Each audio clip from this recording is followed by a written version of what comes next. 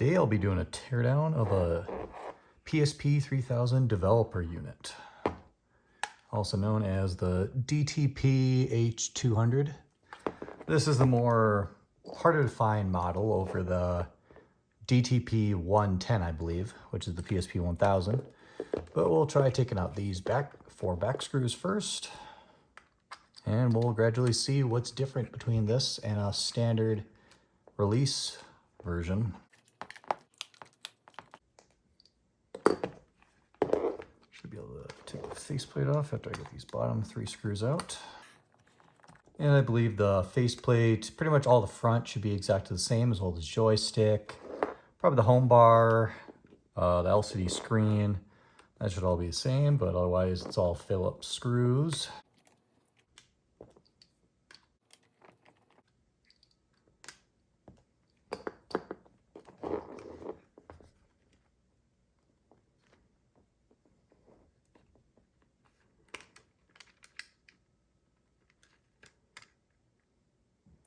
All right, so far we got that power switch looks a little rusted. So this one might have had some water damage at some point, but overall looking like the same home bar, the same D-pad design, same bright flex cable, button rubbers, LCD screen, home bar. Doesn't have the speaker port, so I assume it's not going to have that on the motherboard. I don't have the PC unit to be able to test these easier, so pretty much the parts that I can test would be the parts that I could take off and then just install on a different unit temporarily to check the functionality.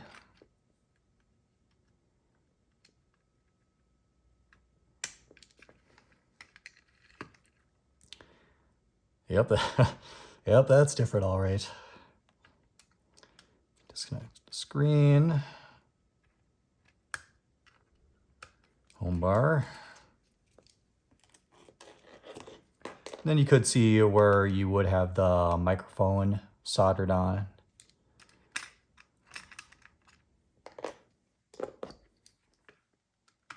Same L&R setup. And this is the same D-pad design in the TA-090 and the 093, with some of them having a slightly different design for this edge right here where the home bar touches.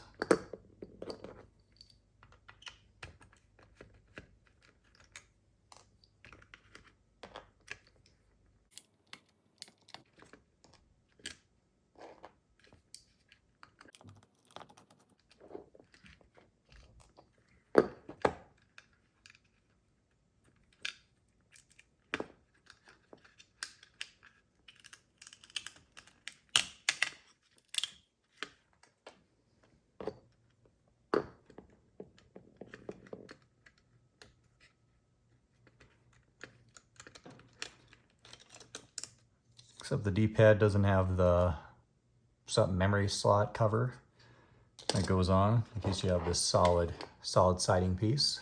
You get the same aspect of the PCB board that would be shown for the memory card indicator light and the Wi-Fi indicator light.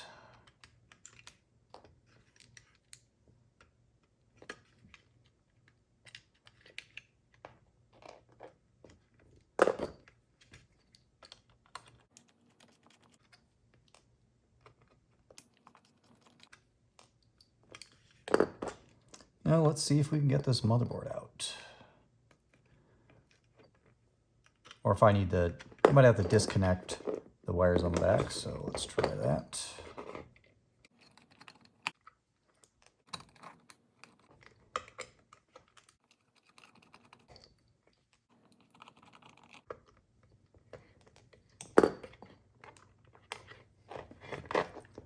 All right, doesn't look like anything else is holding it down. Let me peel this away slightly.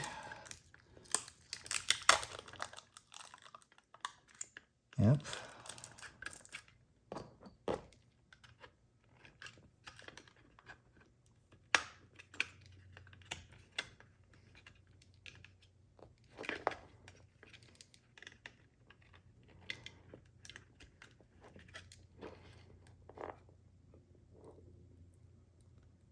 can see the connection to the back a little bit. At least that's what it looks like.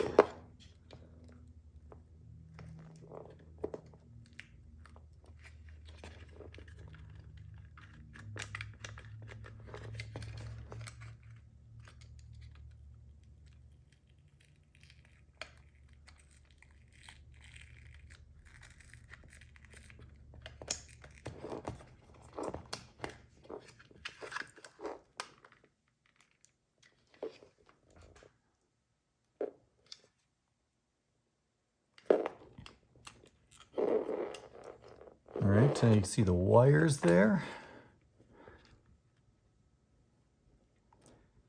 Mostly glued down in place. I gotta lift this up.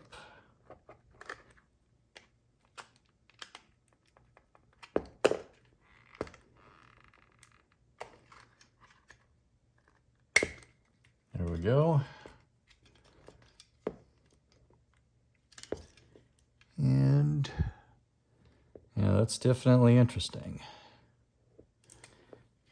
Yeah, it's a pretty solid connector right there.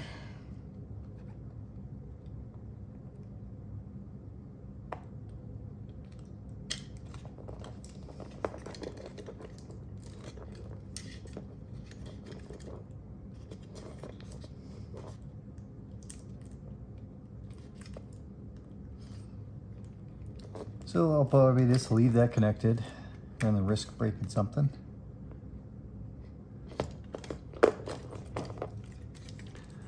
But you can mostly see the internals.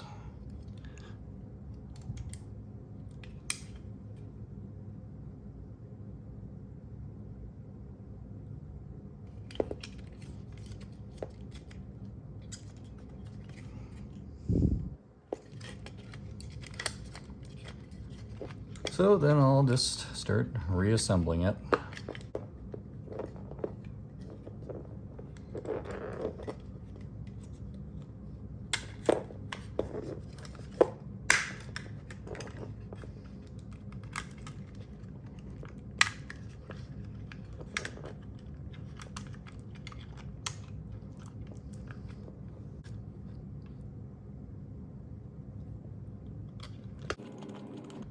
Then I'm gonna go and try the functionality of these 4 parts in a different system to see if these work. Otherwise, if they don't work, you could just swap in a different OEM LCD and it'll work fine. You could even swap on a different faceplate because this has the same faceplate design. Nothing different about it. If you just want a nicer condition one. Whether or not you want to install a glass lens or not is pretty much up to you. So I've got a PSP 3000 with most of the parts that I can check. So I'll go and try swap some of these parts over. I am not too hopeful about this LCD because it's got what looks to be some liquid damage on it. But oh well.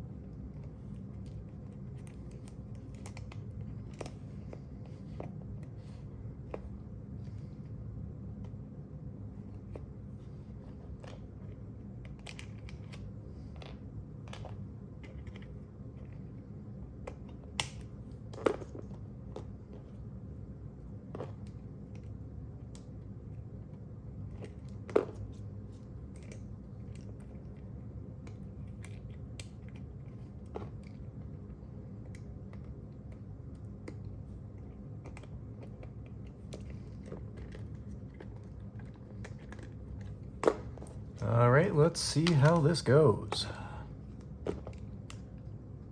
All right, green light. Ooh. Oh yeah, that's that is not a good screen. All right, the right flex cable's doing something.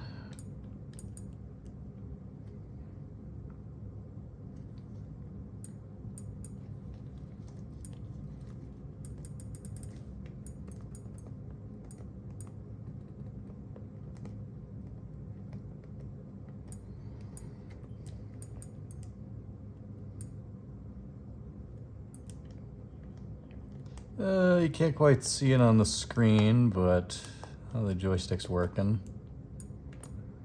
So, looks like it just had a busted screen.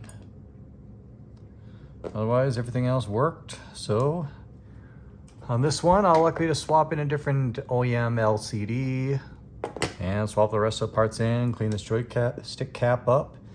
And then whether or not I'm going to swap a different faceplate on that's in nicer condition or install glass lens, we'll see.